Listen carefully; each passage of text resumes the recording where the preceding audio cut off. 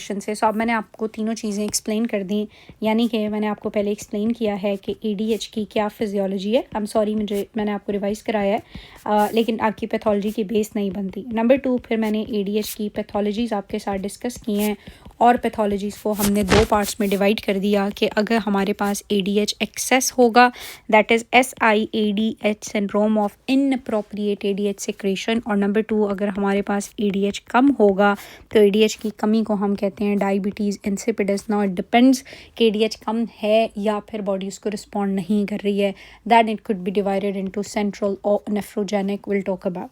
अब स्टार्ट हम कर लेते हैं अपने फर्स्ट टॉपिक से, विच इज़ SIADH। ओके, अब बेटे आपने इसमें यही याद रखना है कि आपका क्या होगा, एक्सेसिव एडीएच होगा। एडीएच ज़्यादा होगा तो ब्लड वॉल्यूम, वाटर की रीअब्जॉर्प्शन ज़्यादा होगी, वाटर की एब्जॉर्प्शन ज़्यादा होगी तो वॉल्यूम ज़्यादा होगा, और वॉल्यूम ज़्यादा है सोडियम की कमी होगी और इसके अंदर नमक डाइल्यूट हो जाएगा। तो आपने इंपॉर्टेंट जो टर्म याद रखनी है वो इसके लिए डाइल्यूशनल हाइपोनेट्रीमिया। अब आपको बहुत अच्छे, देखो ये तो कॉन्सेप्ट वाइज है ना। अब आपसे अगर मैं ये पूछूं कि मुझे बताओ कि सीरम की ऑस्मोलैलिटी क्या होगी, प्लाज्मा वॉल्यूम क्या होगा, यूरिन का वॉल्यूम क्या होगा और यूरिन की ऑस्मोलैलिटी क्या होगी, तो इसमें आई डोंट थिंक सो कि इतनी कोई मेजर या कंफ्यूजिंग बात है। सीरम की ऑस्मोलैलिटी लो होगी क्योंकि अंदर बहुत पानी आ रहा है, वो डाइल्यूटेड होगा। सीरम और प्लाज्मा वॉल्यूम के पानी अंदर आ रहा है तो वो हाई होगा। यूरिन का वॉल्यूम लो होगा, लेकिन चूंकि वॉल्यूम कम है, वो कंसनट्रेटेड है, तो यूरिन की ऑस्मोलैलिटी ज़्यादा होगी। सो आई डोंट थिंक सो कि इसमें इतनी कोई कन्फ्यूजन की बात है। अब एडीएच ज़्यादा क्यों सिक्रीट होता है, या तो आपके ब्रेन से किसी इंजरी या इन्फेक्शन के बाद ज़्यादा बनना शुरू हो जाता है, या some kind of lungs cancer और एक्टोपिकली जो है वो ये ज़्यादा बन रहा होता है। तो हम क्या कर सकते हैं इसका ट्रीटमेंट, हम ट्रीटमेंट इसका यही कर सकते हैं, नंबर 1, पानी बहुत ज़्यादा स्टोर हो रहा है बॉडी में, तो नंबर 1 इसके लिए वाटर रिस्ट्रिक्शन की जाती है कि हम पेशेंट को पानी जो है वो कम से कम दें। नंबर 2, हम ये कर सकते हैं कि चूंकि एडीएच ज़्यादा है तो एडीएच रिसेप्टर एंटागनिस्ट दे दें, जो कि हमारे पास जो है वो एडीएच रिसेप्टर एंटागनिस्ट दे देते हैं। अभी हम यहाँ से वर्ड टू वर्ड पढ़ते हैं, अगर कोई और चीज़ भी आएगी बीच में तो डेफिनेटली वो साथ साथ आपको एक्सप्लेन करूँगी, लेकिन मेन जो कॉन्सेप्ट है इसके अंदर वो सारे का सारा यही है, ठीक है।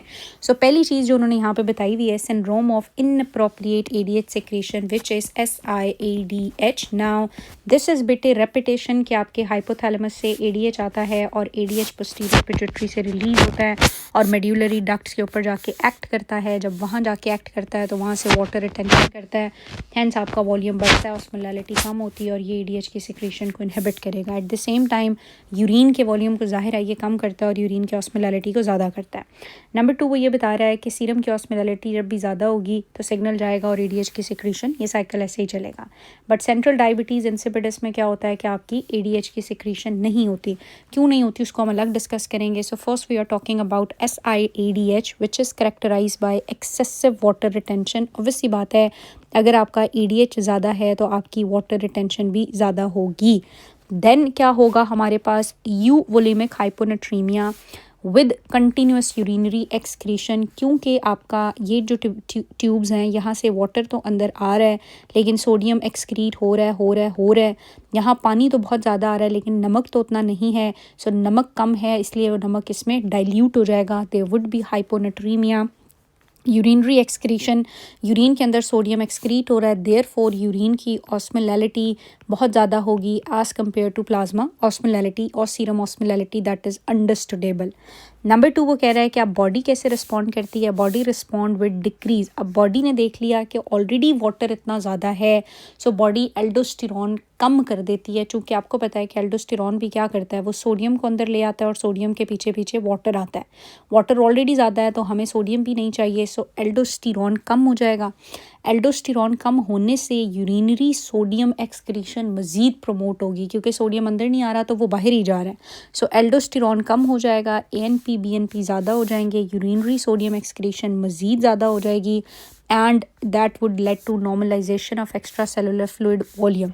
अब वो कह रहा है कि नंबर 1, एडीएच तो वाटर को रिस्टोर कर ही रहा है, लेकिन बॉडी क्या कर रही है, बॉडी एल्डोस्टेरॉन को इनहिबिट करती है जिससे मज़ीद पानी अंदर नहीं आ रहा। समहाउ पानी फिर भी नॉर्मल है, लेकिन नुकसान ये हो रहा है कि सोडियम तो जा रहा है।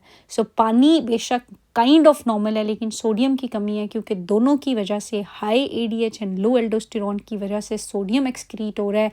सो सोडियम की डेफिशिएंसी हो रही है, so there is hyponatraemia.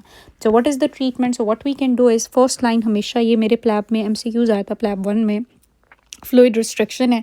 Number 2, चूँकि इनमें सॉल्ट की कमी है तो हम सॉल्ट टैबलेट दे सकते हैं। नंबर 3, चूँकि जो अंदर वॉल्यूम है वो हाइपोनेट्रीमिक है तो हम बाहर से हाइपरटोनिक सेलाइन दे सकते हैं सिर्फ उस इलेक्ट्रोलाइट इम्बैलेंस को बैलेंस करने के लिए।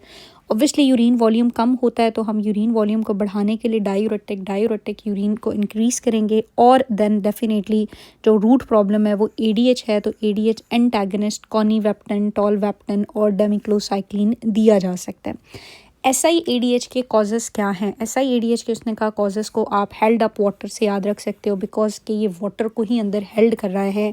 सो कोई हेड ट्रोमा हो सकता है, CNS डिसऑर्डर्स हो सकते हैं। So ectopic ADH secretion small cell lung cancer से होती है, this is very important. So case हो सकता है कि जी पेशेंट है, स्मोकर है, कफ के साथ है, वेट लॉस, नाइट स्वेट्स हैं और अब जो है वो डाइल्यूशनल हाइपोनेट्रीमिया है तो इसके पीछे जो पैथोलॉजी है वो SIADH है। तो ऐसे इंटरलिंक्ड केसेस भी होते हैं। एक्सोजीनियसली आपके पास वेजोप्रेसिन, डेस्मोप्रेसिन, ऑक्सीटोसिन B इसकी एक्सेसिव सिक्रीशन कर सकते हैं। लंग डिजीज़ हो गए, दिस इज़ वेरी इंपॉर्टेंट कि पेशेंट SSRI ले रही है और डिल्यूशनल हाइपोनेट्रीमिया के साथ SSRI themselves they can cause dilutional hyponatremia और बाय इंक्रीजिंग ADH सिक्रीशन भी वो ये कर सकते हैं।